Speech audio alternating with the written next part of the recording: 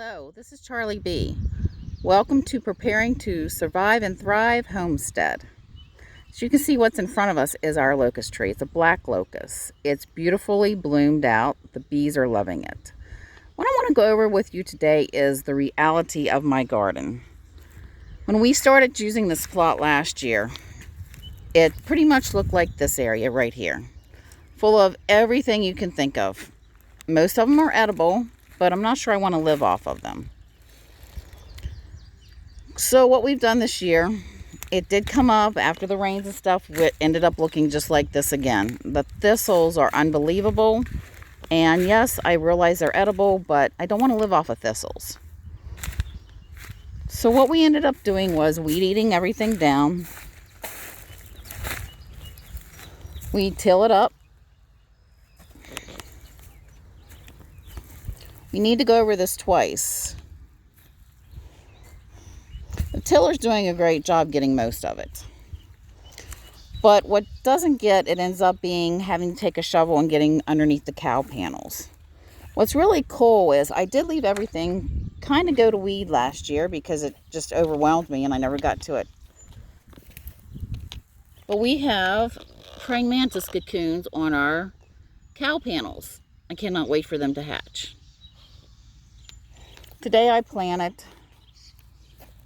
watermelons and cantaloupe. I also did a row of peppers, hot peppers, cayennes, habaneros, and jalapenos. I, however, did not plant the cats. They just kind of came along. We have Callie and we have Sammy up there. Nothing's in this area except for stash. We have some green beans planted here. I have 5 rows, about 26 feet of them. I'll finish the rest of the rows probably in the middle of June, so I have a second harvest. Our corn is planted in here. I did Country Gentleman. We have half a row of sweet potatoes. They're a Japanese sweet potato with a purple skin, and the meat inside of it will be white. I hear that they're very good. I can't wait to try them. And we have potatoes, regular potatoes. Some are starting to come up. I'm so happy. 2 rows of them. Up here, we have cucumbers and Brussels sprouts.